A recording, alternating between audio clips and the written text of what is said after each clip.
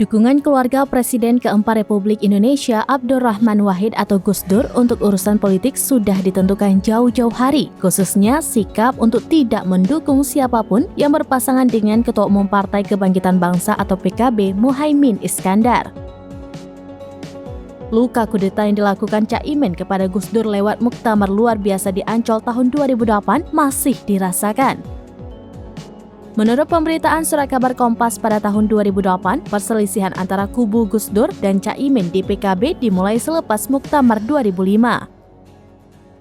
Saat itu Muhaimin terpilih menjadi Ketua Umum PKB melalui Muktamar, sedangkan Gus Dur ditetapkan menjadi Ketua Dewan Syura PKB.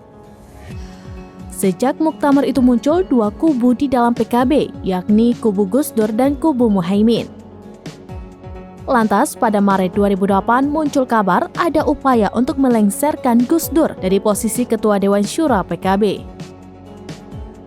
Puncak dualisme terjadi pada tahun 2008 saat Caimin menggelar Muktamar Luar Biasa atau MLB di Ancol tahun 2008. Hasil keputusan itu melengsarkan Gus Dur dari posisi Ketua Dewan Syura PKB dan kembali mengangkat Caimin sebagai Ketua Umum PKB.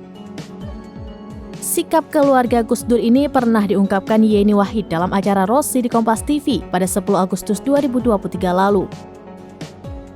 Ia menyebut jika calon presiden Partai Gerindra Prabowo Subianto meminang Caimin sebagai calon wakil presiden, keluarga Gus Dur siap angkat tangan tak memberi dukungan.